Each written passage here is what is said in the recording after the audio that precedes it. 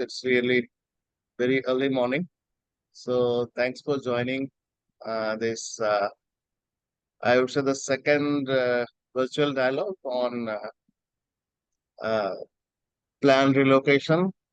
So this is basically a co-organized dialogue, basically started from the Nansen Initiative Protection Agenda's 10 years commemoration and from the Platform on Disaster Displacement, the PDD, as you all of you know, and the water initiatives in India, which I convene, and the Climate Migration Displacement Platform, in which I am also a steering group member, and the newly formed, rather very strong, coalition on dignified climate relocation. So I am Ranjan Panda. So I'm really honored to be inviting you all to this dialogue and this morning.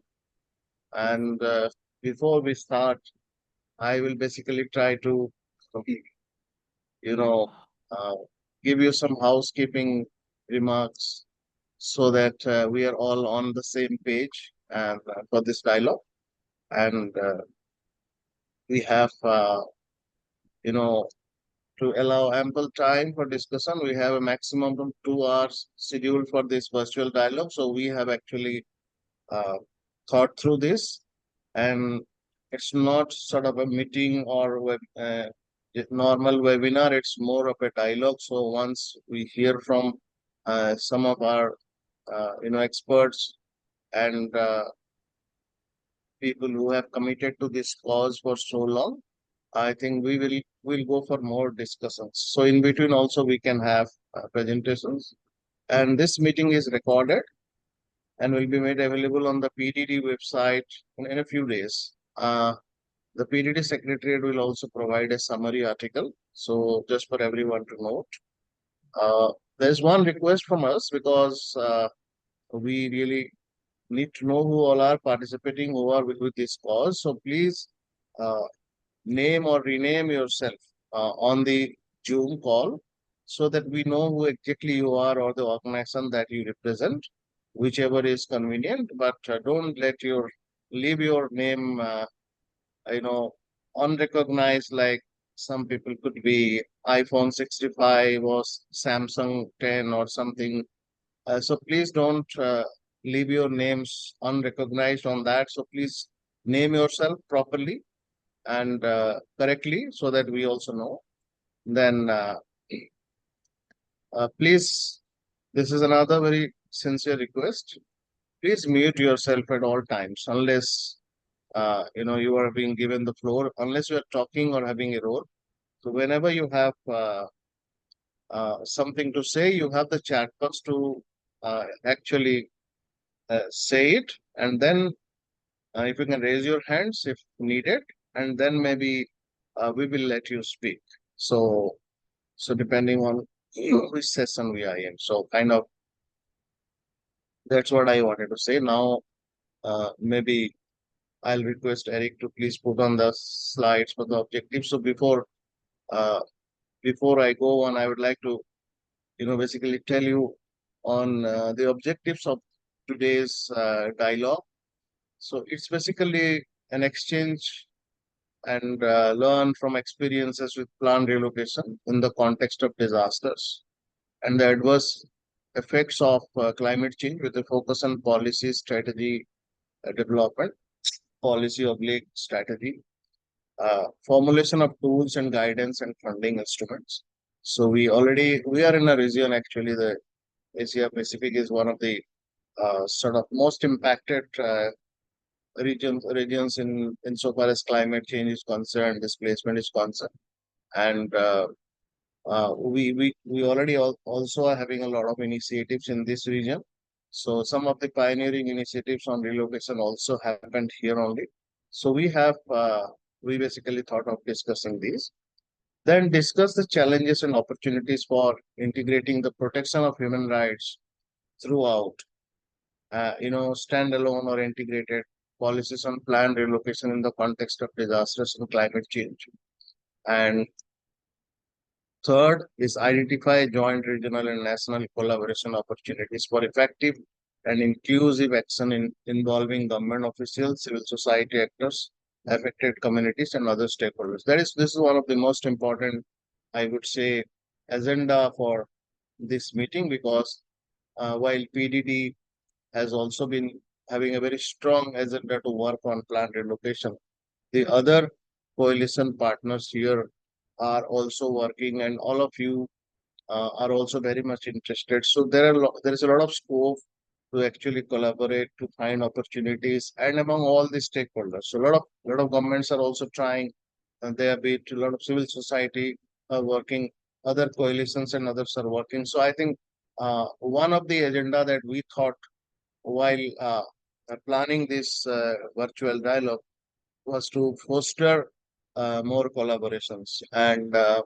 how to take it forward, what kind of emerging issues uh, we are facing, or we might face, and how to sail through all those together. So I think that is what we thought while designing this webinar, then this dialogue.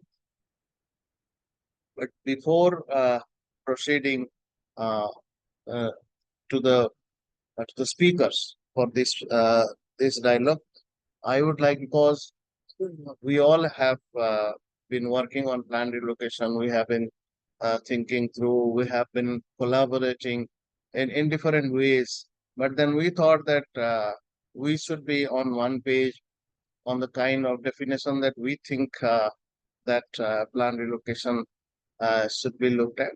And so it's like, uh, what uh, what is the importance of planned relocation in the Asia and Pacific we should look into? So the definition for us is like a planned process. Just give me one second. A planned process in which persons or groups of persons move or are assisted to move away from their homes and places of temporary residence, are settled in a new location and provided with the conditions for rebuilding their lives. I think with this definition, I would like to again emphasize that for many of us, it's like uh, that is a last resort for several many communities that we also work with. They don't actually want to get relocated, so they have a choice to stay or leave, but whether their rights are uh, respected or not. So kind of that is how we have to look at planned relocation is a very last resort process, but nevertheless, it is very important, and it is going to be one of the most, I would say, sought after, you know, uh, adaptation process for many communities, especially in the coastal, littoral plains and other places, which are facing the severest impacts of climate change, both rapid onset disasters and slow onset disasters like sea level rise and all. So I think uh, this is uh, this is how we are beginning. So thanks so much again for joining. Now I would like to invite Mr. Atlas Solberg, head of the Secretariat of the PDD, to basically give the welcome remarks. Thank you. Welcome, Atlas. Thank you so much, Ranjan, and good morning, good evening, dear colleagues. I'm joining you from Geneva in Switzerland, and my name is Atle Solberg, and I'm head of the Secretariat of the Platform on Disaster Displacement. We are very excited to partner with many of you today for this dialogue, and also to see so many colleagues online, and many of you are old friends of the Nansen Initiative, but also the Platform on Disaster Displacement, the PDD. For us, this year, 2025, is a very important year, because this is 10 years after the Nansen Initiative Protection Agenda was endorsed by more than 109 states in Geneva, Switzerland. So we are commemorating this 10th anniversary with a series of events and dialogues, and this is one of them. The Nansen Initiative Protection Agenda is what we often refer to as a toolbox. It is a compilation of effective practices, and it has a range of recommendations on how to better protect people that are displaced, or people that are compelled to move, or people that are at risk of being displaced in the context of disasters and the adverse effect of climate change. The protection agenda is also broad because it looks to a range of forms of human mobility, and planned relocation is clearly one of those situations where people are moving or forced to move in the context of particularly climate change. The protection agenda was developed following a range of what we refer to as regional consultations. We had, particularly in Southeast Asia, consultation in Manila in the Philippines, in South Asia, in Khulna in Bangladesh, and we also had a consultation in the Pacific in Rarotonga in Cook Island in 2013. And we very often refer to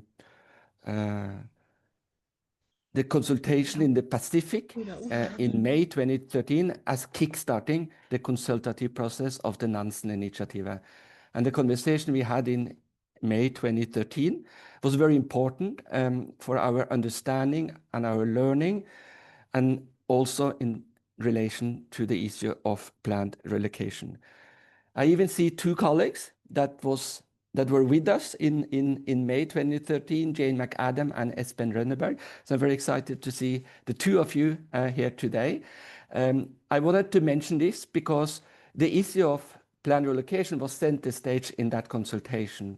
For Pacific Islanders and Pacific communities, a very strong message to us and to everyone else that we do not want to move. We want to stay, and we want to build resilience and meaningful life, and we would like to make our own choices whether to move or not.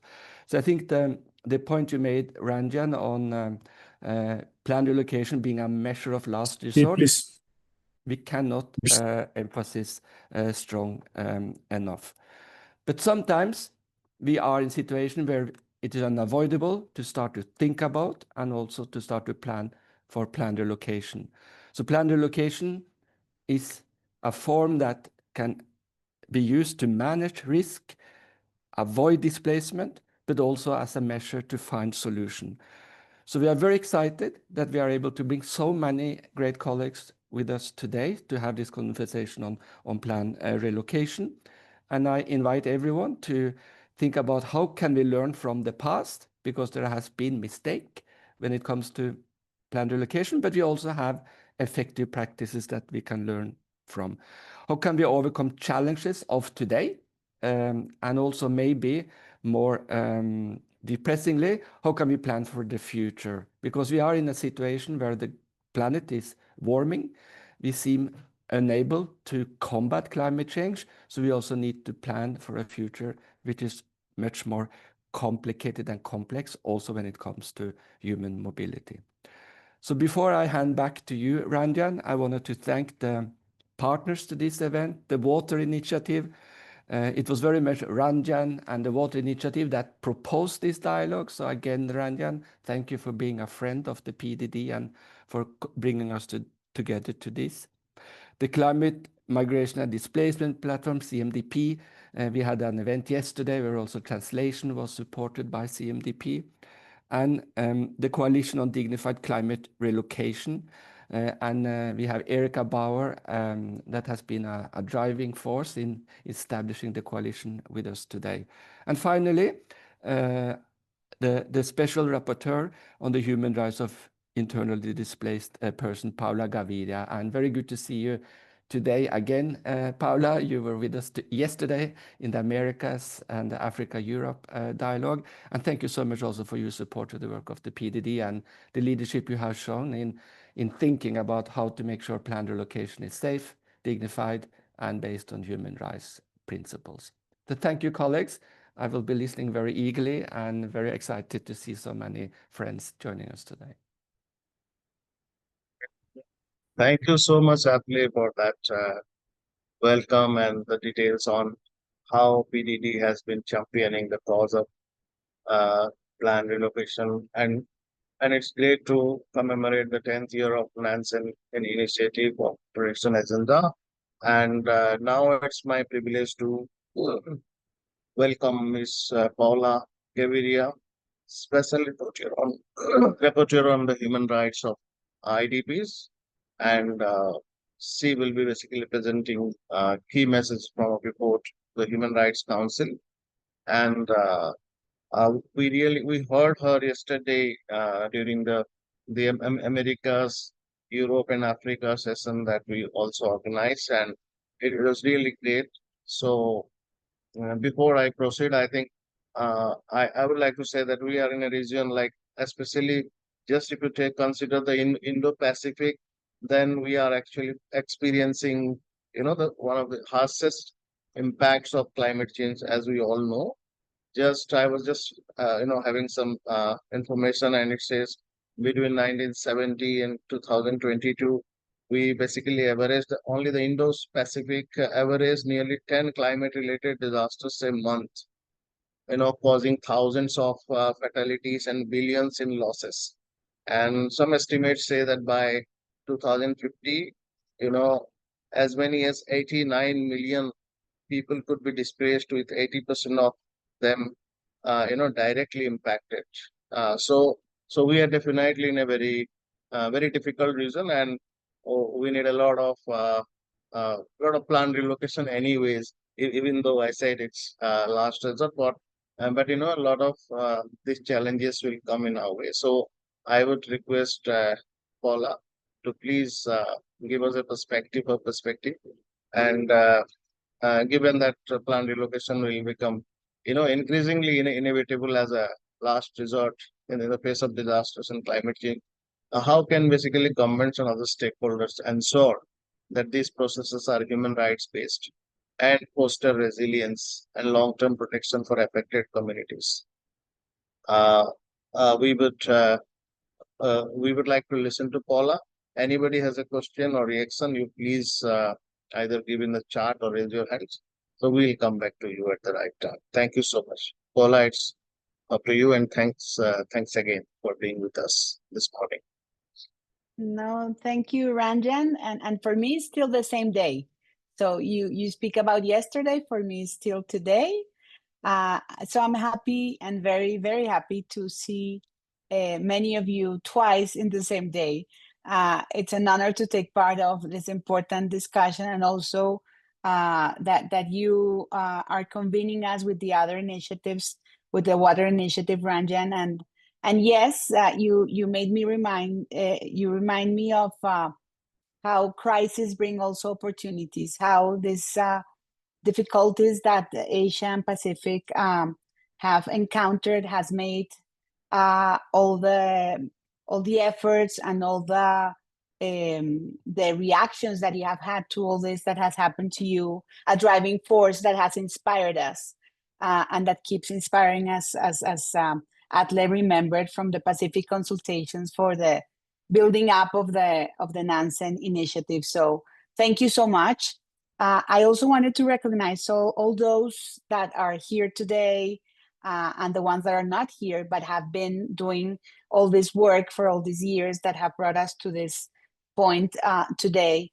And it's always obviously a pleasure to collaborate with the Platform on Disaster and Displacement, and with others, old friends and new friends, sure that I'm going to meet today. You might know that as a Special Rapporteur on the human rights of the internally displaced persons, I focus on strengthening the national, the regional, and the international responses to internal displacement, including displacement linked to the adverse effects of climate change and disasters. And from the very beginning of my mandate, this challenge has been a central priority, maybe because I am so inspired as well, but by one of my predecessors, Walter Kaling, but also but because I had some conversations with Atle, who is a member of the IPEC, an expert group on protection of internally displaced persons, that my first thematic report to the Human Rights Council in 2024 was about examining planned relocations in the context of climate change and disasters, and bringing all this knowledge and all this expertise into one report presented to the Human Rights Council. So we're going to share the report. I think, yeah, Nadine already shared it with you on the short summary of the report. Again, just I want to reiterate my thanks to the platform of disaster and displacement and Georgetown University, Erica, Sarah in particular, and others that supported with inputs, with revisions, and with providing submissions. Also, many of you may be here today provided submissions or participated in the consultation. So thank you for doing that, but also having this event that continues this important conversation with such strong engagement. So let me highlight 3 central messages from the report. It's already been said, and we need to reiterate it. Planned relocations must always be a measure of last resort. People overwhelmingly want to remain in their homes or return after displacement, and international human rights law affirms the right to do so, as Ranja reminded us. Relocation should only be considered in exceptional circumstances, when other options to protect lives and to preserve communities, such as resilience building, adaptation, disaster risk reduction, have been totally exhausted or are no longer viable.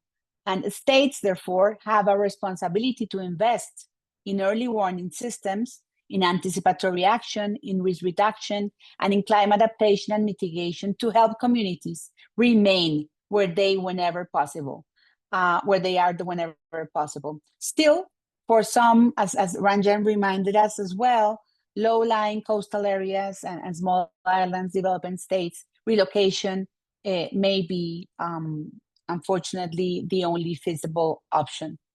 Second, meaningful, effective, safe participation of affected communities is fundamental, not only because it's a right, but also to the success and the legitimacy of any planned relocation. This includes not only those who are being relocated, but also the communities that are already living in the potential areas of relocation that sometimes are not consulted. From a human rights perspective, those affected must be able to exercise their free, prior, and informed consent. And from the early stages of the processes, help shape the processes according to their needs, their priorities, and the cultural values. We know that communities hold invaluable knowledge that can guide relocation efforts and enhance long-term resilience. We have learned so much from those knowledges of different communities represented here as well.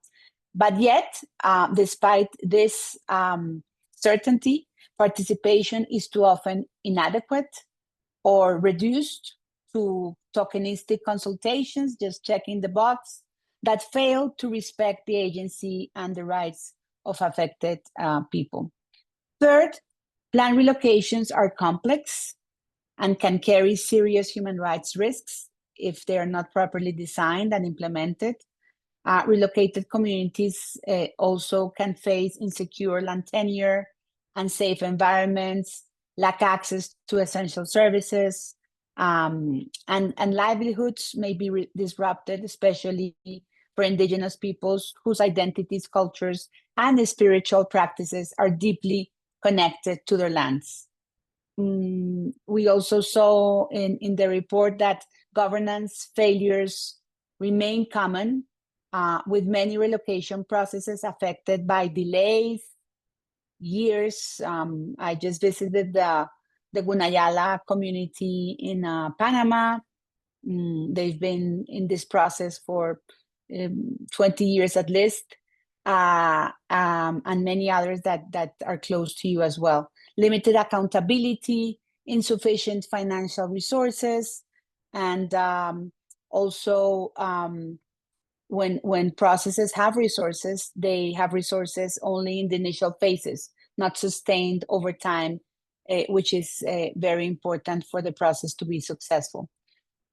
Asia hosts 52% of the documented plan relocations, the most in the world, while the Pacific hosts 11%. Relative to population size, the Pacific has the highest number of documented cases, and in Asia, a larger proportion of destination areas are urban. Fiji, Solomon Islands, Papua New Guinea are among 6 countries worldwide to develop national instruments on plan relocations, while Vanuatu has an instrument on climate change that recognizes plan relocations. The first of its kind, the Pacific Regional Framework on Climate Mobility, recognized the right to stay in place, as Atle was reminding us, as a fundamental priority, and noted that plan relocation should only be undertaken as a measure of last resort to be carried out in a safe, dignified, and timely manner. I conducted, and I wanted to share with you, an official visit to the Marshall Islands 1 year ago in October 24.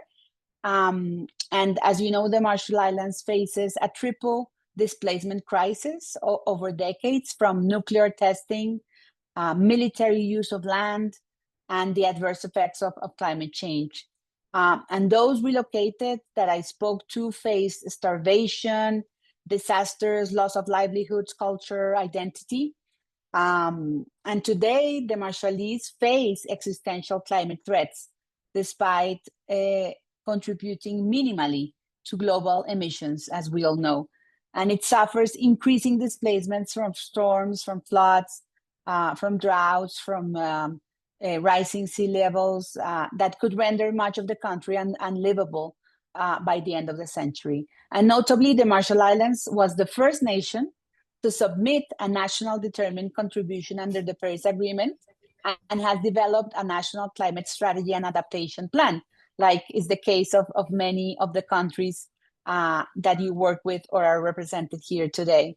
To help states and other duty bearers navigate these challenges, my report to the Human Rights Council outlined the core elements of a human rights-based approach to plan relocations, again, building from the work that many of you have been doing for many years. So first, states must have compelling reasons, strong evidence, and a clear legal basis to justify any planned relocation. Relocation must remain, as we have insisted here, a last resort, undertaken only after all reasonable risk reduction and climate adaptation measures have been exhausted. Second, states should establish robust legal policy and institutional frameworks to guide relocation processes. These frameworks must enable advanced planning, long-term resource allocation, and accountability.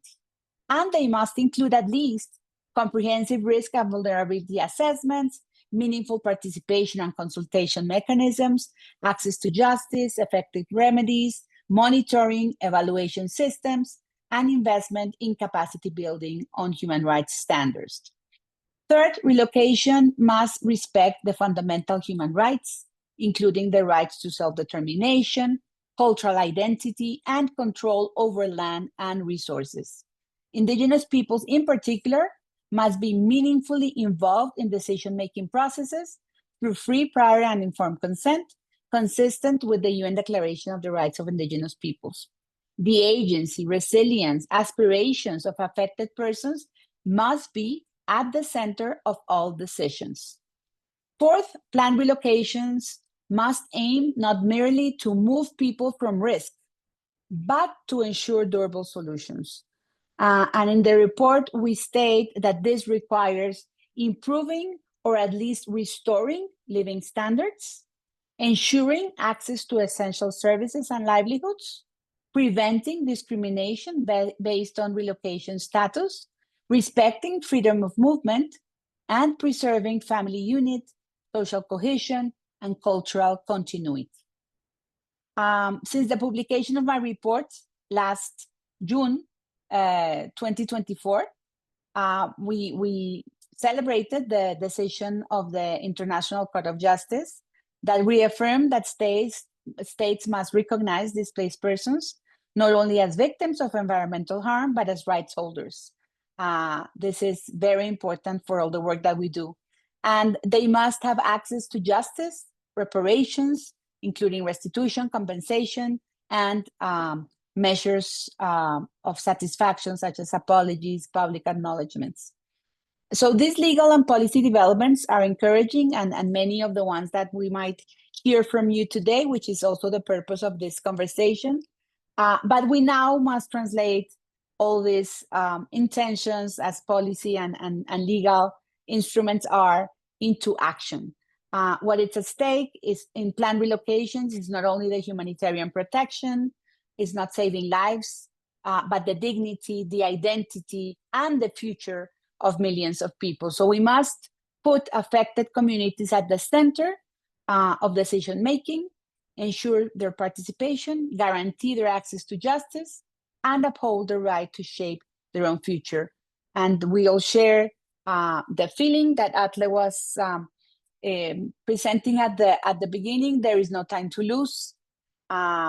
We are in an emergency, and it is our collective responsibility to act urgently, decisively, humanely, so that no one is left behind in this in face of this global climate crisis. So very happy to be here and happy to listen to all your comments and discussions. Thank you so much, Ransha.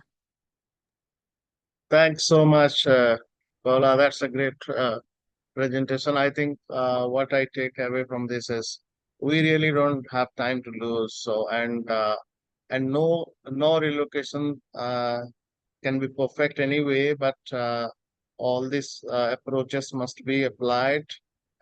We should be human, we should be inclusive, and we should look into all these aspects. There are different stages of planned relocation, or I would say some places unplanned relocation as well.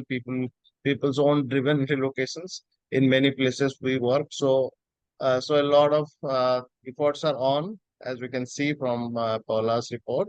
But then a lot needs to be done. So I think this dialogue, and I think we also have been discussing a lot on how to go forward, because there could be functional issues faced by several of the institutions and stakeholders that are involved in planned relocation. So so such dialogues could actually give us a lot of impetus to take it forward, to take planned relocation issues and challenges forward and work together. So I would now thanks again, Paula, and thanks everybody for the great work. There's one I think one comment on the chart I would like to highlight.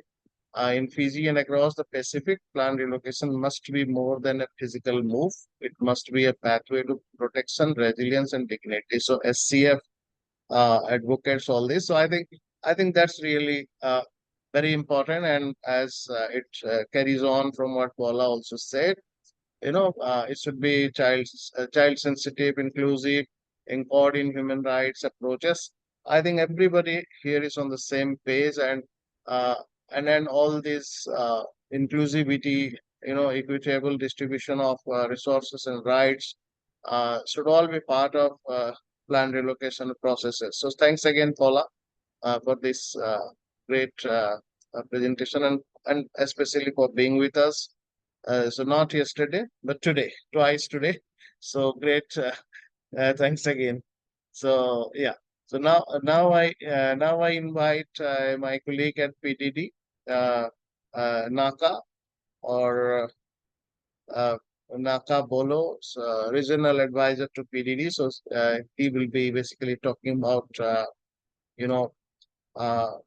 what specific work PDD has been undertaking at the global, regional, and national levels, especially in the Asia Pacific, under the PDD strategy of 2024-30, which has a strong component of plan relocation. And in fact, as an advisory committee member of the PDD, when we were supposed to give ideas to celebrate the Nansen Initiative Protection Agenda's 10 years of in existence and commemoration. So I thought this could be one agenda that we should talk about. And so thankful to PDD colleagues and other colleagues in our networks who actually agreed to these dialogues, both in both the regions. So Naka, over to you, and please talk about what PDD has been doing, the great work, and of course to give us an idea of how it can also go forward. Thank you so much. Vinakavakalevu, Ranjan, Paula, and Atle. Let me start by looking back at the work of the Nansen Initiative and Protection Agenda, and to really acknowledge and so grateful to the wisdom of our Pacific leaders going back to 2013 in Rarotonga, as Atle mentioned, which was the first global consultation on the NIPA. But what's important is what they call for. One was really centering community at the heart of any mobility. And back then it was displacement and planned relocation that was high on the agenda. And but most importantly, also strengthening the resilience of community through risk assessment, calling on integration of this in existing policy processes at national and regional level. But most importantly, and reiterating the point that Atle and Paula have mentioned, when they call for the importance of retaining Pacific's social and cultural identity and the desire of the Pacific people to continue to live in their own countries. And this has really guided to date and has also grounded our 2024 to 2030 strategic plan, in which planned relocation and internally displaced people, or IDPs, are central to what we do here in the Pacific and also beyond in the Asia region. So in this virtual dialogue, I will try and focus and just probably seek some thoughts into the conversation that's going to accompany this. And I would welcome, of course, I can't speak on all our Pacific Island countries, but we have Pacific families, friends, and colleagues in this virtual room that will be definitely taking on the floor after this to talk more on some of these points. But allow me to just focus on four of the flagship or some of the critical work that has centered and positioned PDD as a critical player in the space of planned relocation here in the region. And I hope that most of the work has given or will give the necessary support to states and especially communities confronting planned relocation in the Pacific. So the first one is the support that we've provided to the development and towards the endorsement of the Pacific Regional Framework on Climate Mobility and its subsequent implementation plan that has sort of substantiated our support on planned relocation climate mobility in the Pacific, but also anchoring agenda in the regional processes, particularly in implementing the 2050 strategy of the Blue Pacific continent. And we'd like to recognize the leadership of the government of Fiji and Tuvalu, and the trust as well of our PCCMHS partners, including IOM, PIFS, UNESCAP, ILO, and UNOHCHR. So the iterative national and regional consultation process leading to the endorsement of these two mentioned documents, despite distance, cost of travel, and competing national and regional agenda, would not have been possible without genuine listening to states and non-state actors, and also the PCMHS partners to deliver on this very important work. So now we look towards the 2025 to 2030 implementation plan of the framework that actually prioritizes comprehensive risks and vulnerability assessment, web-based climate mobility action hub, fostering more peer-to-peer, bilateral and regional exchange, looking at strengthening governance for sustainable and principled climate mobility actions, but most importantly, and common across the Pacific is the financing of climate mobility action. This is going to be the sort of the guiding document on action, particularly on planned relocation and displacement in the Pacific region in the years to come. Secondly, in collaboration with IOM through the New Zealand-funded Pacific Climate Change Mobility and Human Security Program, or PCCMHS, we've also developed a Pacific regional guidance on internal planned relocation to deliver on commitment 2 on planned relocation under the framework that I just mentioned before. So this principle-based guidance is actually grounded on Pacific plan relocation experiences and practices. It is meant for both government and non-government stakeholders who already have planned relocation policies and SOP, and also those that don't. So the guidance comes with a compendium of tools and resources relevant to each of the 7 key considerations, and also a template standard operating procedure for planned relocation. It is envisaged to be launched in Q1 of 2026. PDD has been actively supporting the government of Fiji through partnership with GIZ Fiji under the NORAD-funded project to avert, minimize, and address disaster displacement, or PAMAD, by finalizing the SOP for planned relocation for Fiji, which is available publicly. Secondly, finalizing the comprehensive risk and vulnerability assessment methodology, which is still in the process. And one of the innovation that came out of this was the development of the NELD risk assessment methodology as part of this comprehensive risk and vulnerability assessment methodology to support communities and government in the decisions to relocate or not. But the last provided for Fiji was to strengthening support towards the operationalization of the Climate Change Relocation Communities Trust Fund. In May this year, PDD, in partnership with IOM, facilitated and organized exchange visit between the government of Fiji and Bangladesh on planned relocation. It was aimed to facilitate the exchange of insights into current approaches to planned relocation, such as the Bangladesh's ASEAN project and Fiji's standard operating procedures for planned relocation, to develop sustainable and community-centered relocation approaches. What came out of this bilateral exchange was a call for a whole-of-government approach to addressing planned relocation, the need to prioritize investment to strengthen data systems to inform decision-making and risk assessments, and any necessary relocation should uphold human rights and human dignity. So what can we learn from the work on the platform on disaster displacement in the Pacific to assist our work on planned relocation? Key and foremost is the need for strategic enablers to unlock opportunities to increase investment on planned relocation. So the need for more policy framework, a structured conversation around this, consistent and constant advocacy, and the technical support for our member states here in the region. Secondly, is shifting the conversation to focus on practical solutions. Our approach is centered on, our PDD approach is centered on implementing effective practices and developing regionally appropriate policies, not on creating new global legal frameworks.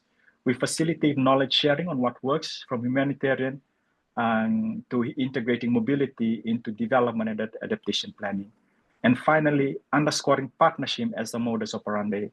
It's critical to work through and with key actors in the region. This means close collaboration, particularly with regional government, intergovernmental agencies like PIFs, the Pacific Island Forum Secretariat, the Pacific Community, the South Pacific Regional Environmental Program, the Pacific Conference of Churches, Pacific Wind, and even leveraging our deep institutional partnerships with UNESCAP, IOM, and UNHCR to ensure that states have access to technical expertise and to genuinely support their efforts. In closing, I share this today standing on shoulders of the communities who have grounded our work as PDD, and all those who have gone before me. I pay tribute to the late Ratu Manasa Katunuvualiku and Ms. Alice Pulini, first and second regional advisor for PDD in the Pacific. I'd also like to honor the late Ms. Christine Fung, who was instrumental in substantiating PDD's work on the non-economic loss and damage and planned relocation in Fiji and the Pacific. To them and to all of us, I say Vina Sarvalevu for your trust and great partnership to date. Thank you. Yeah, thank you so much, Nata. I think that really highlights the great contribution of PDD, and most importantly, the need for multi-sectoral, multi-layered collaborations. And and how also challenges are impacting many of these initiatives at a moment where many countries are actually already thinking of strategies to integrate human mobilities into the process of planning, climate planning, be it adaptation, be it other, you know, processes. I think it is very important that such collaborations, the lessons, especially the lessons learned, could, in principle, be very important for the other aspects. And as if I draw something what Paula had said earlier, we hear that uh, there are plan relocation initiatives like she said that 52% in Asia and all. But then, are the governments actually doing enough, or are they collaborating with people, or are they having the sufficient finance and other, support systems to work?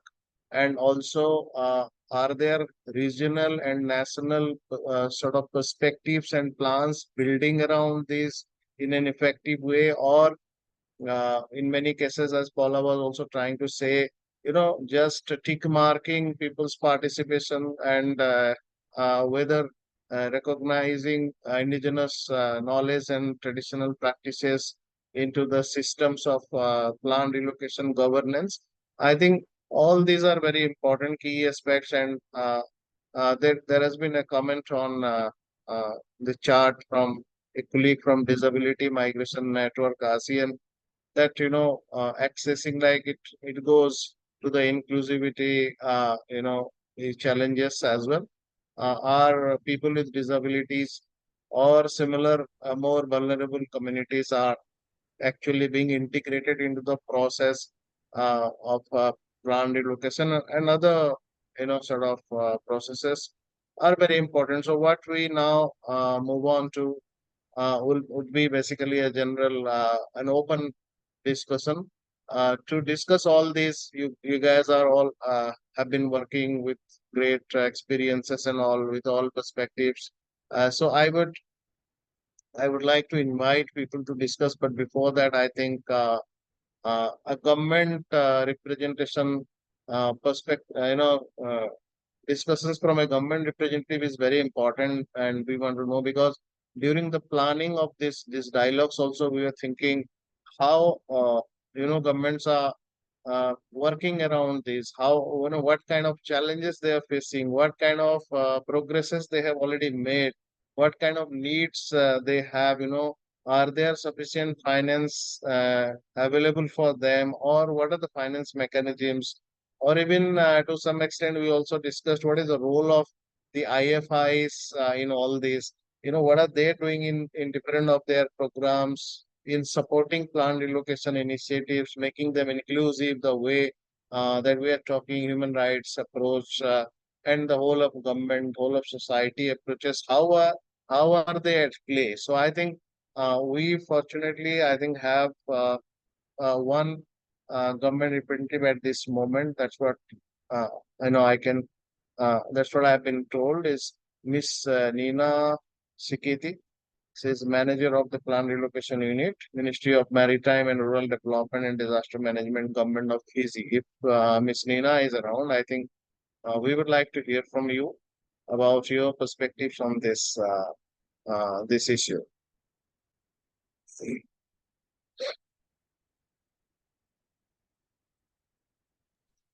Hello, everyone.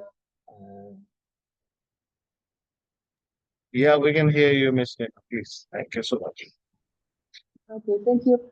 Thank you for the invitation to join this dialogue for the Asian Pacific. Like, I think something that's really been highlighted is the need is that land relocation is it's a last resort, right? Measure.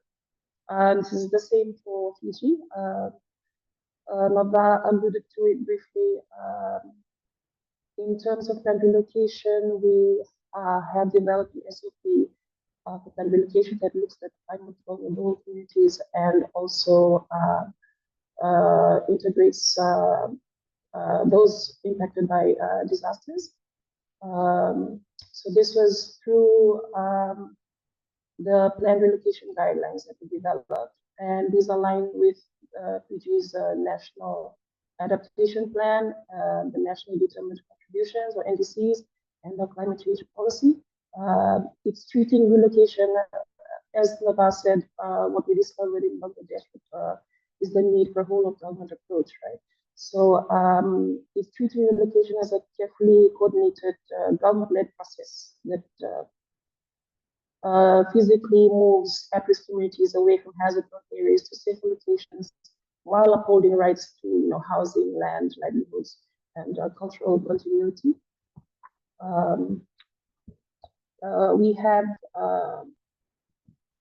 seen that in addition to that, also the ministry that I work for is the Ministry of Rural and Maritime Development and Disaster Management.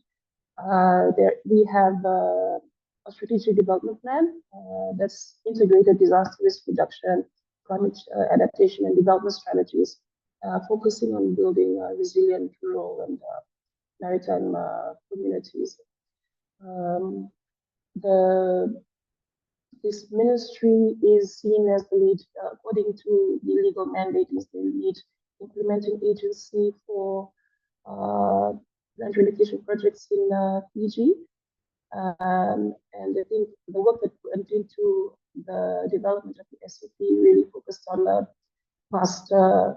the lessons that were learned from past relocation projects that were undertaken in Fiji that weren't guided by a specific SOP or guidelines on how to do land relocation. So past negative experiences, we're being honest, negative relocation experiences such as loss of land rights and inadequate resources.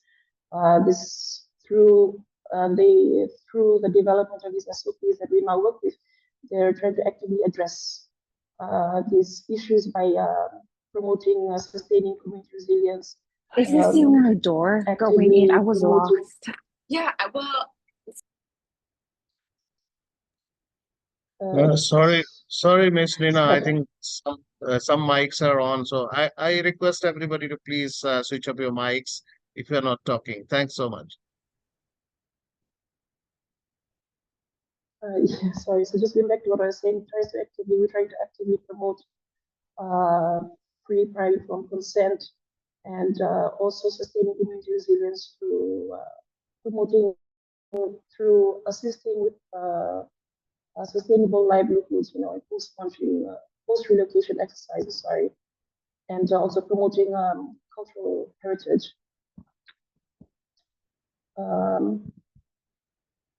We have also looked at how we're addressing this through disaster risk reduction. This ministry also houses the National Disaster Management Office, or NDMO, and it was we recently we have a new National Disaster Risk Management Act in 2024 that replaces our previous Natural Disaster Management Act in 1998. Now this new act that we have, it prioritizes risk reduction and resilience, and is transitioning from a reactive approach to disasters towards a proactive strategy by encompassing the entire disaster management cycles from mitigation and preparedness to recovery and rehabilitation. So, and one of the key elements that's in this new act that we have is embedding planned relocation as a key DRR element, and it is also in terms of funding mechanisms. You were highlighting all these areas that we that are open for a discussion on this dialogue. I'll just drop ahead and talk about the funding mechanisms that we have for planned relocation here. So the government uses the Climate Relocation of Communities Trust Fund. It was to to basically fund land relocation activities, and it was seeded through bilateral agreements and by the government of Fiji as well. And there, under the new Disaster Risk Management Act, there is also a disaster risk management fund to improve timely financing of preparedness, response, recovery, and relocation.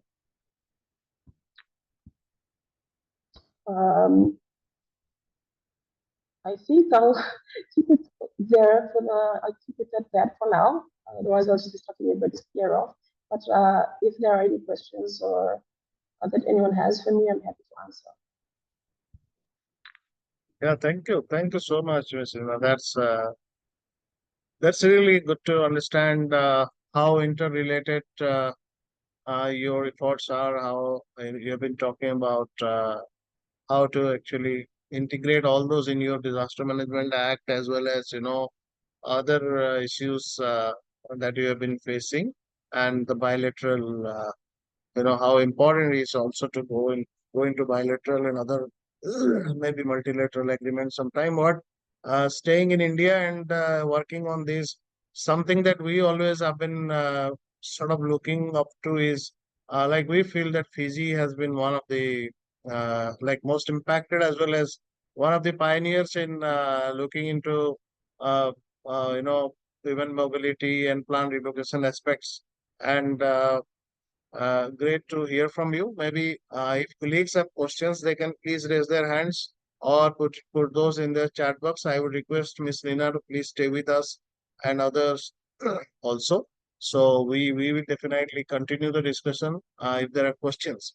So now I think go to my colleague and friend Dr. Erika Power, who is sort of facilitating and at the moment leading this coalition on dignified climate relocation. We are all excited about this coalition. I am also very honored to be part of this and contributing my bit.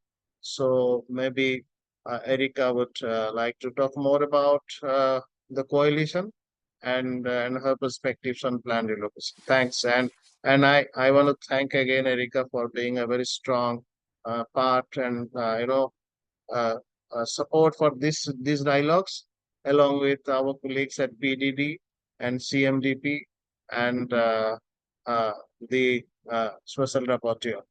Thanks so much again, Erika. Please.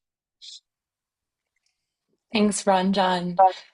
Thanks all. It's really an honor to be on this call with you on this occasion of the 10-year commemoration of the Protection Agenda.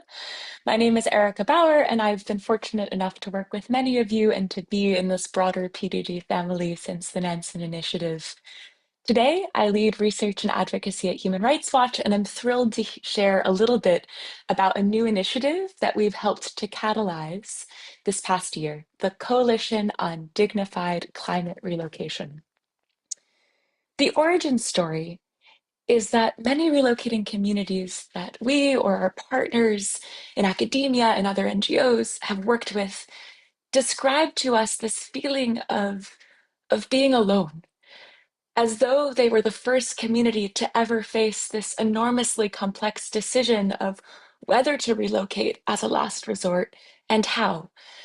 These communities shared that they didn't know others had already completed this process and developed protocols for what the right to self-determination means to them, how they would like to be consulted by others. Communities didn't realize that there were countries like Fiji, for example, that already had national policies on these issues. It became very clear that we needed a space, more spaces, frankly, like this dialogue, where we can exchange, where we can share tools, strategies, insights about the serious challenges, and also the lessons learned. It became clear that we needed to have a more defined global community of practice focused on this specific form of climate mobility so it doesn't fall through the cracks. So, together with many of you on this call, Sarah, David, Paola, colleagues who are here from UUSC, many others from the Pacific, this coalition was born. And yes, now we have a logo, thanks in particular to Mayuri and to USC's designer. Next slide, please. The coalition's overarching mission is to work towards more dignified, rights-respecting, and community-centered approaches to this enormously complex challenge of planned relocation. The specific goals are twofold. First, learning across contexts. We aim to connect leaders and organizations that are supporting them across communities, both with each other and with relevant resources to ensure planned relocation is more dignified, rights-respecting, and community-centered. And second goal is collective advocacy.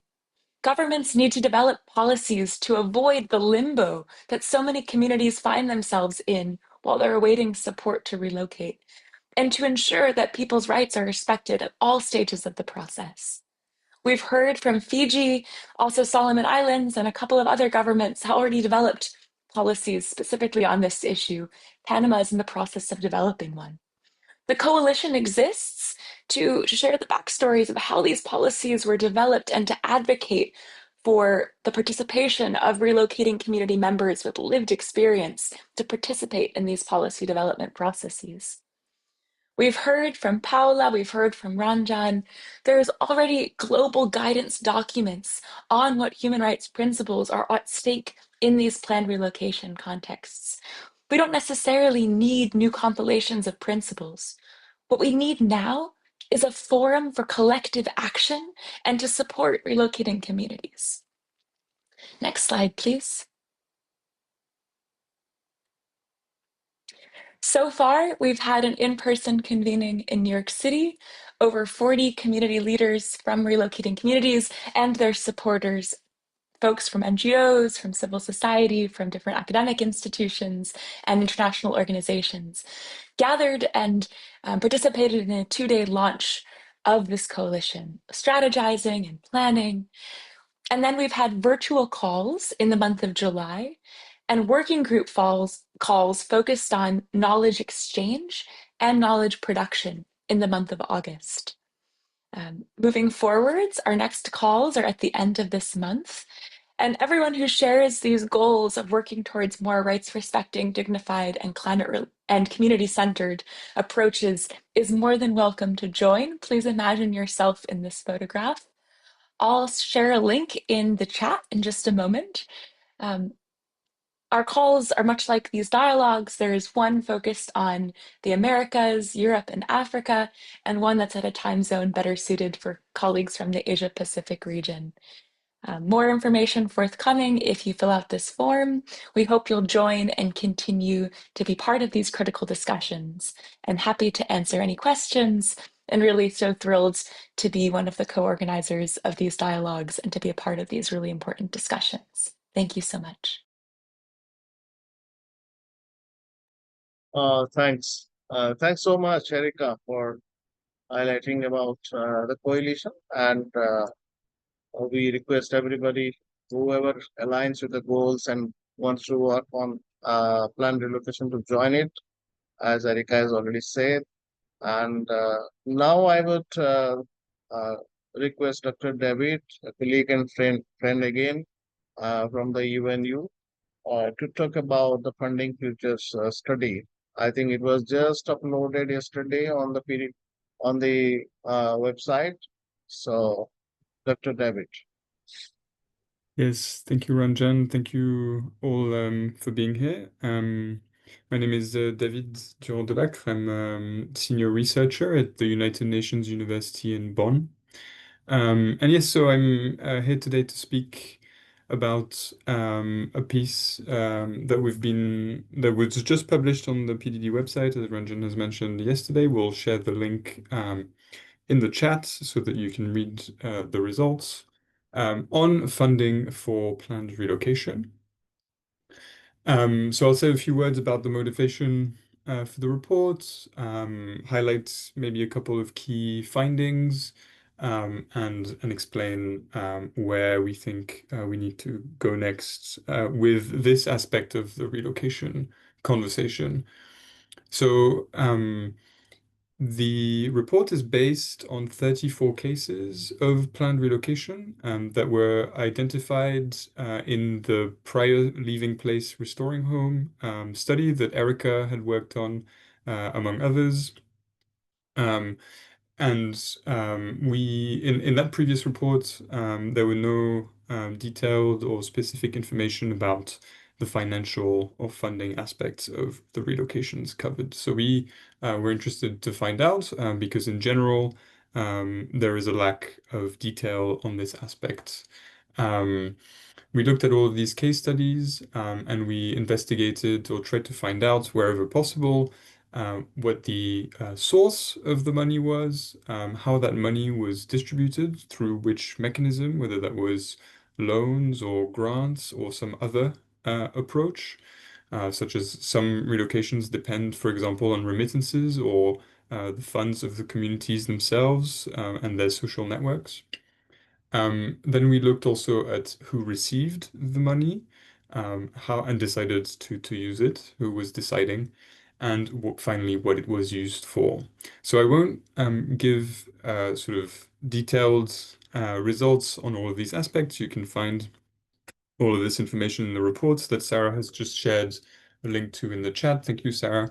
But I'll maybe highlight a few key points. So maybe the first one is that transparency is a problem in trying to find out about funding. In many cases, there is insufficient information, or we had to piece it together from different sources.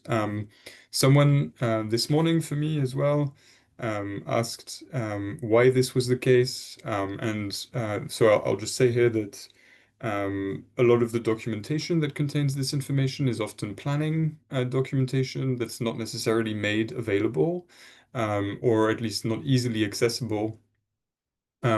And secondly, that when we find this information in academic papers, it's often just mentioned in passing, and researchers as well don't often ask these questions or report on these matters of funding in any sort of systematic detail. So that's something that we should think about improving, both in terms of transparency, of available documentation from planning processes, both for this sort of purpose, but also for communities to know how resources are, where they're coming from and how they're being used. The second thing maybe to highlight is that in many cases, funding is actually a very central problem, particularly when money is lacking. In some cases, it's entirely absent, in which case that has obviously a lot of problems, but also we observe many cases where partial funding is generating a lot of issues, where a relocation can be initiated, maybe it's planned, maybe a community is involved in the process, only then to feel like they've been dropped by their partners because money stops being available. Maybe a planning process has been completed, but there's no money to actually begin with the actual process. And that can be even worse in some ways than if nothing had been done. So yeah, like unfinished or stop-start relocation processes are particularly traumatic and particularly difficult. There's also a really important piece, again, I think just re-emphasized, everybody has already mentioned this, but a lack of participation and power given to communities to decide how the money is used. And that's a particularly important point, and it's often very well illustrated, for example, around like housing, many sort of relocate top-down decisions on like how the housing is made, where it's placed, etc., that end up leaving communities dissatisfied for very valid reasons with the way the money has been used and the way it has been invested. So yeah, maybe I'll just leave it with that. There's of course quite a bit more in the reports, which I invite you to visit. We've published it online, and it's hopefully quite an easy read. And I'm happy to answer any additional questions that you may have today. Thank you. Thank you so much, David, and that brings us, as I said, the report is already uploaded, so you can always read it and you can get back to him on any questions you have, or even now also. But now we will go on to a bit of the design that we had.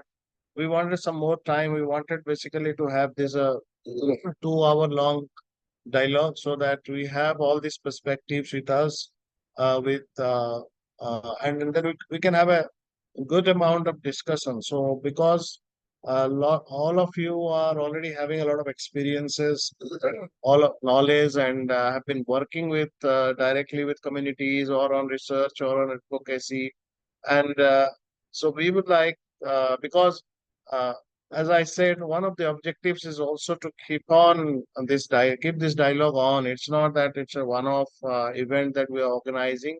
As you can see our intent, the coalition has been formed at CMDP. Also, we are taking forward a lot of these issues together. So we would definitely like to continue the discussion. So to have your perspective, to have your participation is very important. So what I request, participants to basically, uh, you know, suit your questions to speakers, or also give your perspectives or opinion on whatever you feel that should be discussed, or that is important or relevant for this particular web dialogue. So I would we got a representation from government of Fiji already. So if anybody else, any other government representative, because I may not be able to locate people who are the participants. So if in case there is anybody else representing a government organization or a government project which deals with human mobility, plant relocation, and related initiatives or issues. So I would request them to come and basically talk about their governments or their projects' current approach to plan relocation in the context of disasters and climate change, including any ongoing initiatives and strategies, key priorities, how challenges are being addressed, and any lessons that you think you have learned and that could inform future relocations. Like as I said, one of the purpose of this dialogue is also because a lot of initiatives are happening all around in Asia Pacific and in other parts of the world also. But something that we perhaps need to work more is learning from each other, working with each other, because we all might be facing several issues that might require attention, and that could actually draw from each other's experiences and expertise. So I think if any government representative is around, I would definitely request them to please talk about their experiences on this.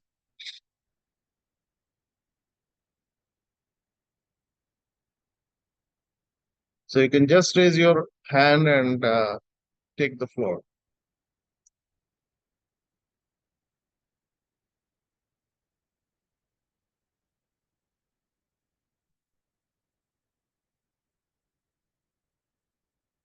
So if there's no one, maybe then I open to Hi, all everyone. others. Good afternoon. Yeah. Yeah, Sorry. Walid. Yes. Well, thank you very much. And sorry, I didn't find the logo for raising my hand. And I'm very pleased to be here and participate on behalf of the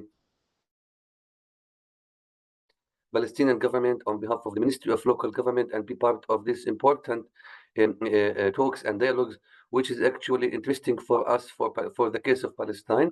I would like to stress here also the importance of the reallocation and the climate issues that we have adopted here in Palestine.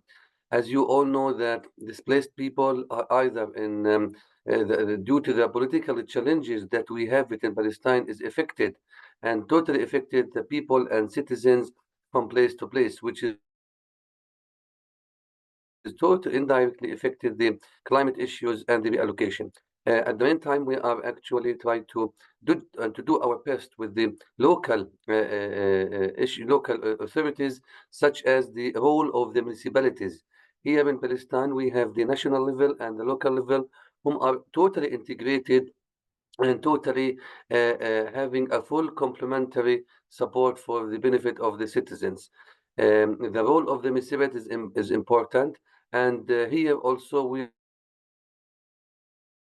are try to localizing all of our national adaptations and national plans to the local level, either, for example, for the strategic goals, the SDGs 70s, or either the climate plans, or either other plans, or other SICA or other climate programs. A lot of municipalities here in Palestine actually did a great impact and a great job on the local level to be sure that there is good delivering for the services, equality, transparent, and a human right meaning. I would like just to highlight here that there should be an important role. There should be an important role. There should be an important task for the local level to be integrated with the national level, which is important. Such case in Palestine that we are dealing with. The national level that we are seeking and we are getting a lot of regional and national grants or financial issues, which could be also implemented and reflected on the people self-determination. I hear this word, and I like to hear this word to be implemented also in the case of Palestine, where, as you all know, the situation is not easy. Currently, as we all witness and we all see that mainly in Gaza, what's going on, I think I don't like to call it it's a big disaster, but it is actually a movement. Displaced people move from place to place, from area to area. Even I can tell you, people in one day, they displaced 2 times or 3 times, which is actually an important pillar that we should take it into consideration, the political atmosphere, which is affecting the people behavior and the people transfer from place to place. But again, we as a Ministry of Local Government, we as an expert, we would like to be part of this global exchange and global issues where we can reflect it and implement all these activities or all these themes and pillars on the ground. I'm very pleased, and this is the first time for me to participate in this dialogue, but we are very pleased and we are very keen to continue our participation and to thank the expertise, even also to look ahead and to attend more dialogues and more issues like this. Thanks for the organizer, and thank you very much. Thank you all. Thanks so much, Walid. I think before I go to Rokaya, you have raised your hand, I see you, but I think Rai had already given some comments, so I would like to go to Rai. So please, would you like to also speak this off, Rai, on the extractive industries and militarism thing that you have mentioned about, like the interrelation between these and the plan relocation. So I would like to request you to do that. So Rukaya, I'll come back to you. Thank you so much. Thank you. Thank you, Rajan, and I hope everyone can hear me loud and clear. Yes, so we work on with our communities that have been displaced because of environment degradation that resulted from extractive industries. Over the years, we've also been engaging with communities that were impacted by nuclear testing, and we've always been advocating for reparations and redress of these communities. That much of these discussions that's happening around climate mobility and the future of displaced communities that may result from climate mobility would result from environment degradation.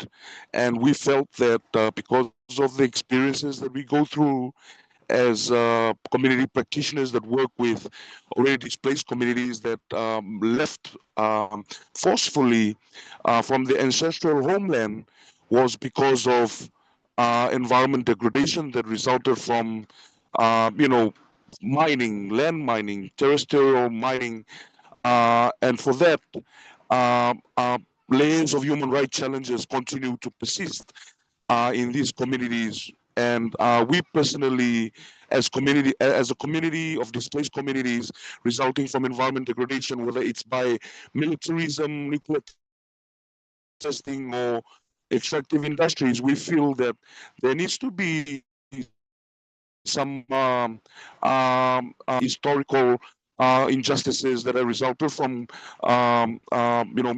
militarism and extractive industries, and there needs to be um, um, a link to consider the intersecting features, because what communities will face because of climate mobility resulting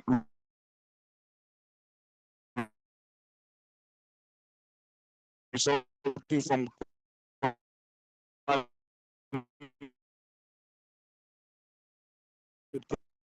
I think we're losing you a bit, Rai, so you can. this. So I just thank you, Ranjan, and it's good to see everyone on screen with today's call. Thank you. Thank you so much. Thank you so much. So, if in case I understand that Paula has some engagements, so if Paula would like to react to anything, any questions before we go on to the next person.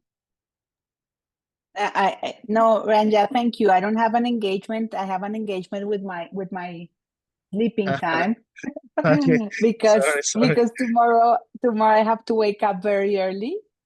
Okay. So yeah, that's so sorry. But Nadine and Gloria are here, and I am sure that I will follow up all the discussions that are going to come up, because I see in the chat very engaging conversations, and I would like to hear Rokaya as well. But so I'll turn my camera off and I'll keep listening. I'll just say goodbye now, but I'll tell the camera off.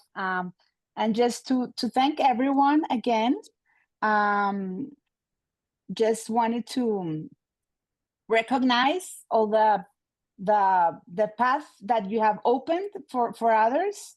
Definitely in the Americas, I've seen that we have learned a lot from you, and working on this report was a perfect occasion to learn more and to get closer to all the work that you have been doing. So, but I see reports as starting points, as tools. So what I offer to all of you is my voice, the possibility of advocating for the recommendations of the report that I am very happy that are totally aligned with what you are discussing and the work that you'll do. So just count on me to work closer with each of you. Maybe visit your countries if you help me to do so. I wanted also to commend the person from Mrs. Sikti from Fiji on all the work that you have been doing. I had questions for you, but maybe we can do them bilaterally, mostly around the challenges, because governments that have all this political will and people like you that have this vision around how these processes have to be conducted. You don't talk a lot about the challenges, but I know there are many challenges. So I think we can also learn from the challenges. So I'll engage with you bilaterally later. But thank you again, Ranja, PDD, Sarah, everyone, Erica, for doing what you do. And you can count on me for all the work that's ahead, which is a lot of work. And join the coalition. We're going to do advocacy, as Erica was saying, and we do it better together. And we do it better when we learn and we take all the voices of the communities to all these platforms that they should be speaking. So thank you so much, and have a good end of conversation. Thank you. Thank you. Thank you so much, Nora, for being with us. And that's a strong voice you are. And we are all with you as well. Thank you. We will Thank be you in so touch. much. Bye. Thanks. Stay with us as much as you can while on your off I camera. will. I'll just turn the camera off. Thank you. Yeah, thanks. So now I go to Rokaya. So please Okay, thank you. Thank you and good morning. I'm honored to be here today and take part of this important dialogue to speak about displacement in Palestine, a reality that our people continue to endure generations after generations. My name is Rukaya Abarrob and I represent the Ministry of Public Works and Housing, the State of Palestine, where I serve as head of Gaza Reconstruction Team. In Palestine, displacement is not a temporary crisis. It's a recurring human tragedy, driven by repeated wars and large-scale destructions. The latest conflict in Gaza has displaced over 1.9 million people, representing nearly 85% of the population, who are now confined to only 18% of the Strip's territory. According to recent assessment, more than 350,000 housing units have been damaged or destroyed out of 470,000 existing units. And the total debris generated exceeds 60 million tons, and an unprecedented scale of devastation that directly affects access, safety, and ability to rebuild. The government of Palestine, through our Ministry of Public Works, have developed a national plan for temporary shelter solutions and to keep displaced families as close as possible to their original homes, preserving community and social cohesion. We have defined a policy framework for establishing temporary shelter centers, identified potential sites across Gaza, and are now waiting to entry suitable shelter materials, including prefabricated units and tents to ensure safe, dignified, and weather-resisting living conditions. Our efforts face serious challenges, including severe land scarcity in safe areas for settlement, restrictions on the entry of prefabricated units and essential materials for shelter, and limited access to construction supplies required for permanent reconstruction. At the same time, West Bank has also witnessed a new waves of internal displacement, particularly from refugee camps such as Jenin and Tulkarem, where families were reported incursion and destruction have forced hundreds of families from their homes. The ministry has attempted to establish temporary shelter centers of these displaced families, but access restrictions have prevented implementation of these humanitarian facilities. Beyond emergency shelter, we are implementing an integrated reconstruction and recovery framework, linking temporary housing, debris management, and infrastructure restoration under a single national policy. Managing over 60 million tons of debris is prerequisite for safe reconstruction, and we are prioritize hospitals, schools, and main roads to restore access and enable humanitarian operations. We emphasize that in Palestine context, any planned relocation must be temporary, voluntary, and right-based. Displaced families must be able to return and rebuild in the original communities once reconstruction is possible. We greatly value this opportunity to participate in the global dialogue on planned relocation and displacement solutions. We look forward to continue engagement and future discussions and to learning from international experience, the best practice, and providing sustainable, safe, and dignified shelter for displaced populations. Thank you very much for your attention. Thank you. Yeah. Thank you, Rukaya. I just wish that world was more humane, more sensitive, more inclusive, and we all should tie this together. I'm sure we will find ways to make this planet a better one, especially all the victims of all the kinds of disasters. Thanks so much for being with us and making your points very clear. I'm sure we are all with you on that. Thanks so much. And now I will go to Susanna. I think Susanna has certain perspectives that we need to hear. So can you please switch on your mic, Susanna?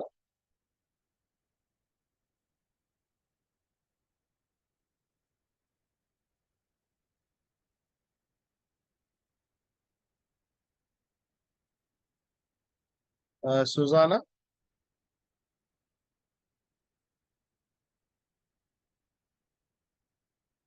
You there?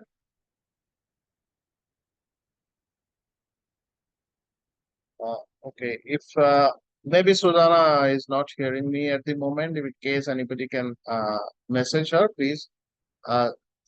David wanted to say something, please. Yeah, since there's a moment, I wanted to add a little something, also off the back of what our colleagues from Palestine shared, and also Ray, who was talking about relocation as a result of extractive industrial practices. I think these are important reminders that the challenges faced by communities that are impacted by climate change and forced to consider relocation today are not new problems, at least in many respects of process, of principles, of rights. And it's important, I think, for us who think primarily in terms of the climate impacts, to also be reminded, as we were just now, but also more generally to engage with these other experiences, these other causes, whether that's conflict, forced displacement, economic activity, military activity. Because when we look back at some of the historical experiences as well as the ongoing ones, we see that there is a lot to learn and a lot of parallels and solidarity that can be built across these experiences. So yeah, I just wanted to also share that, and to say that from our sort of research perspective as well, those are links I think that we and I personally will continue to explore, also to make sure that those are not forgotten and those connections can continue to be made, so that yeah, they mutually reinforce each other and benefit the climate-related policies that we seek to develop together. Yeah, that's very important. I think, David, thank you so much. We can now go on to Aislinn. She has got some points. So can you please, would you like to talk it out, Aislinn? You can switch on your mic and the camera or whatever, and then you can talk. Thank you.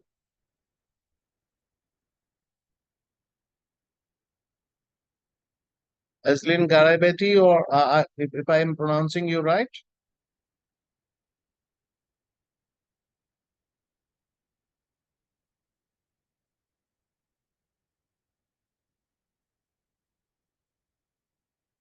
Okay, maybe there is some issue. So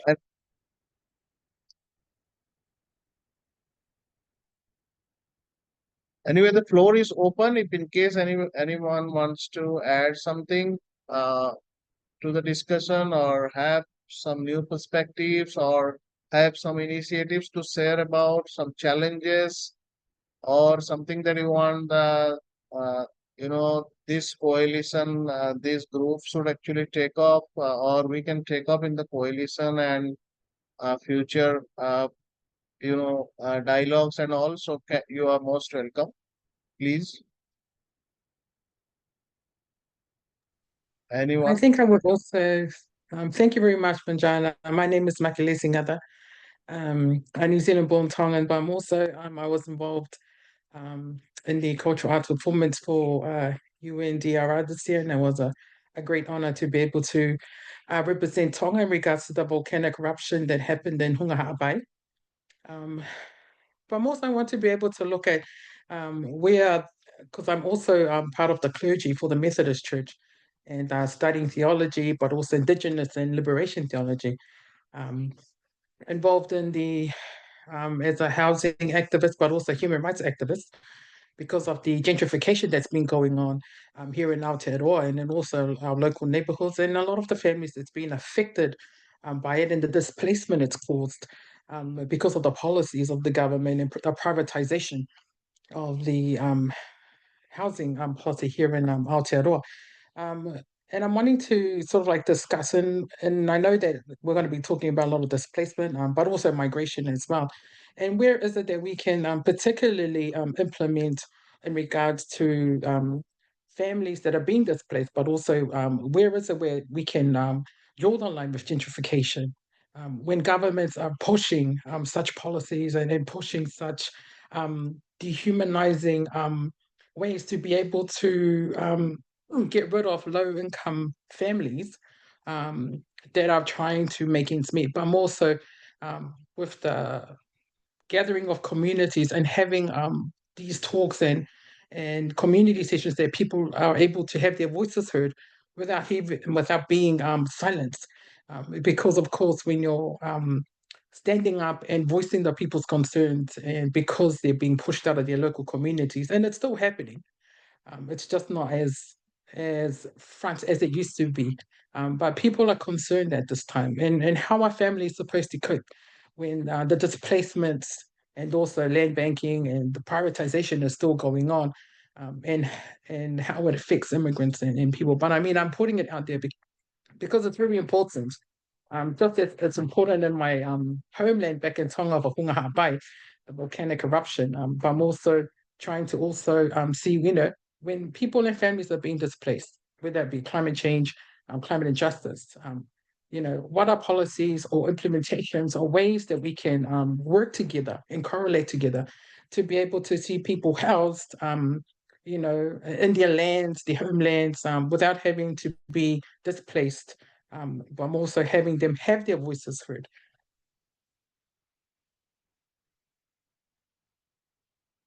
Yeah, thank you. Thank you so much for sharing this. I think it is very important for all of us to actually look into the principles of relocation or supporting victims and how they draw from each other and how we can all work together.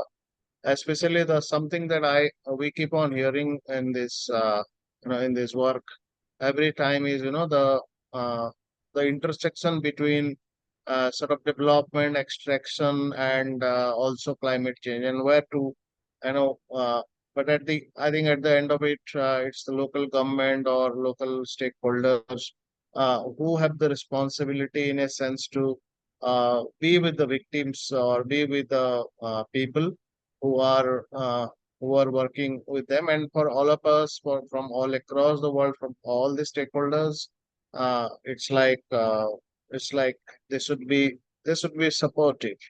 But I think one critical aspect that you bring, and that is also many people are facing, including us in India also, is that what should be the role of the private sector. In fact, with the climate negotiations and others, sort of giving in a lot of focus to private sector participation, and of course many governments are mostly with of the view that the private sector should be contributing more. So I think one challenge definitely remains everywhere, all across, as far as my understanding goes, is how and what kind of a role the private sector should play, and and where to draw a line, if at all, and how to basically protect the human rights of the people, whoever is participating in which kind of relocation and other processes. So I think these are very critical views, and I'm sure a lot of perspectives are around on that, and many people might would like to talk about that. So if in case anybody else has a view on this or anything else that relates to what was covered today, so you are all welcome. Please, we have some more time for discussion. We can go on. So please feel free to uh, you know uh, discuss here. Thank you. So yeah, please, Sevhanaya. Yeah. If I'm sorry if I'm not pronouncing someone's name, that please excuse me. Yeah, it's not. Please. Thank you. Yeah, you pronounced my name correctly. No problem at all. I'm Bulavinaka Sevanaya Tuila from Fiji with the Pacific Center for Peace Building. I had put up something on the comment section where listening to stories from from Palestine, from Gaza, and my sister from Tonga. Something that I brought up was on restorative justice, something that needs to be part of, if we have these the planned relocation guidelines. I hope that is something that is part of the guideline, because it's important, because with restorative justice, it can be act like as a framework for the healing and accountability, especially the traumas that, for example, in Palestine and in Tonga, and even the relocation of here in Fiji, of communities like in Wuninoloa, in Tukuraki, all these communities that have been relocated, the traumas that they go through. And it's important that there is community healing that is done, and that can only be done through a restorative justice, because it helps address the trauma and also the loss of place, particularly through when we carry out community healing, that is through traditional reconciliation, and where there is storytelling practices that is current, that is culturally grounded, say for us in the Pacific, in Pacific societies. And also it acknowledgement, and there is dialogue, so that spaces is provided for acknowledging historical injustices and grievances linked to land tenure, to development planning, or the relocation history. Also, in terms of empowerment and agency, ensures that the affected communities are not treated merely as victims, but as agents of, as active agents shaping their relocation journey. And also the accountability mechanism, it encourages government and the implementing agencies to be accountable for upholding human rights, ensuring fairness, and to minimize harm. So I believe in the integrating the peace building and the restorative justice in the relocation process should be, I believe, before relocation, during the relocation process, and after relocation. That is where it's important, because as I've mentioned, in restorative justice, the healing and accountability, which is important, that is part of human rights. If we are saying that it's already, for example, I was looking at Fiji's the guidelines, the 2018 guideline. It's human rights centered, but it's missing out on that, on the healing and the accountability, the traumas that families that they have to go through, what is done to it, because that is something that they will have to live throughout their lives. Thank you. Thank you so much, Shabana. I think you bring in very relevant points. The restorative justice is definitely something that many of us have been talking about, and bringing that accountability to healing is also very important. And to some extent, I think I'm also I can also link this to this very well-being approach uh, in in in climate justice. So we can maybe someone involved in the Fiji, because you have referred to the Fiji uh, uh, relocation policies and all. So if someone involved in the Fiji works can also would also like to respond to this, if in case what are the challenges, and or what are the gaps, and what most importantly, I think something that I would like to bring in is how to work together on this. Like, this is not only for Fiji, or this is not only for any one particular country or region. but definitely how to bring in factor in the accountability factor, how to basically on not only just physical movement as we have been discussing, but also like in the loss and damage also we have been talking about non-economic, even though I don't like that very term called non-economic, but it's like the entire world, I think, around people who are whom I don't want to call victims anyways, but they are the people who are suffering anyways, and what kind of integration of their well-being, their healing is being integrated into the relocation plans, or what kind of convergence that these plans have with other plans and policies of the governments, and sort of this accountability that is being brought into. So I think if someone maybe who would like to respond to that, involved in Fiji or any other relocation policies.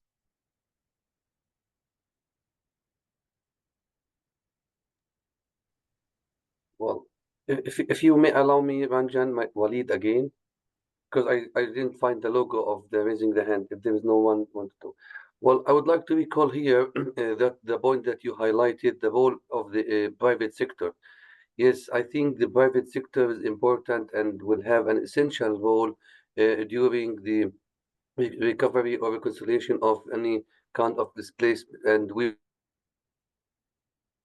witnessed this in the case of Palestine, either on what my colleague presented well, either in West Bank and Gaza.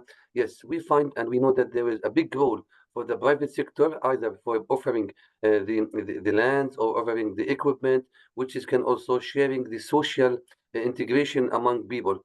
And I would like again to highlight the importance of your expertise, that our reconstruction, our recovery plan is ready, and we divided to make it into three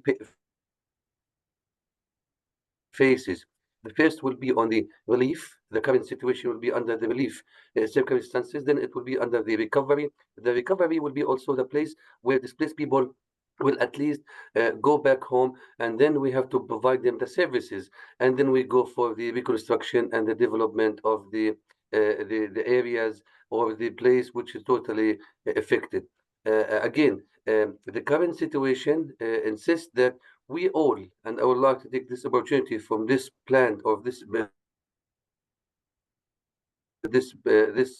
platform or this dialogue to ask and to seek all of you and your political and technical pressure, that the challenges that my colleague also Rukaya mentioned is important, but we need to, as much as we can, your expertise, your powerful and your wisdom, how we can all together go ahead and find a good comprehensive reconstruction plan. The government already issue a recovery plan or reconstruction plan, which is announced yesterday by His Excellency the Prime Minister, where we need all the stakeholders to be part of it. Stakeholders, I mean the humanitarian agencies, the UN agencies, the EU, the World Bank, or other agencies. The private sector is important, even the civil society and other societies is important. At this moment, I would like again to wrap up, to call among you that we need all together to have a collective effort to go ahead for next step, because it's actually a regional and it's not easy disaster that we are actually start to seeing these days, either mainly in Gaza and after the ceasefire, and also we have to take in our consideration the situation in West Bank, where a lot of rebels, and maybe we can use the expertise, as my colleague from the Minister of Public Works mentioned, the recycling, the waste issue, the waste management, the health issues, the road, the environmental, the social cohesions of people, and fragmented situation that we have it here between the people over there in Gaza. People actually miss a lot of their families. So at the beginning, we have to take their treatment of the mental treatment, because I'm sure that most of them is already shocked, which is equal, I think which is Walid, actually personal. Walid, thank you so much. I think what I would suggest is these are very valid, and everybody I am sure would like to work with you on providing wisdom and expertise like you also have, and a lot of the indigenous expertise as we always advocate in our networks and coalitions. You should also try to get. So what I would suggest, because we only have 5 minutes, and thanks so much for contributing. But I would suggest that let us be in touch through the coalition maybe or through PDD. And we can, I'm sure we will find a way out to work together. Thank you. So Thank you. let's be in touch, and you have the contacts, and we will also have your contact. So please, thank you so much. So maybe before, so one thing, this exactly also brings me to this one thing that we are working out, or maybe why this particular dialogue saved off. Besides, celebrating the Nansen Initiative Protection Agenda commemoration of 10 years, and also is that we should work together. We should find out ways, and this new coalition has also been born in the meantime. We already have the CMDP per se also, which is working on several aspects of human mobility, and PDD as such has been supporting, and will have definitely some roles to support us in future. So that is exactly why these dialogues were organized for Americas, Europe and Africa one, and also Asia Pacific, that one that we are having now. So I think this is very important, and we realized, and also these very critical issues that which all stakeholders are very important in this. You say private sector, someone says private sector has got some also is uh, inducing us to some critical challenges. So this is how the dialogues will continue. So before ending, maybe I like to invite David again if he wants to give a 1 minute or 2 minute. I'm really sorry, we just have 3 minutes left. So on the simulation that I think Sarah has suggested. So if in case David would like to say a few words on that, then we will conclude. Yes. Thank you. I'll be very brief. We at UNU EHS designed what we call a social simulation. So with many partners, but I'll skip the details right now, and share the information with the website, which I've just posted in the chat. This is a tool that's intended for people who wish to support communities in whatever sort of external capacity, whether that's in a planning or NGO capacity. To understand the complexities of plan relocation, we co-designed it with input from community leaders and researchers and planners.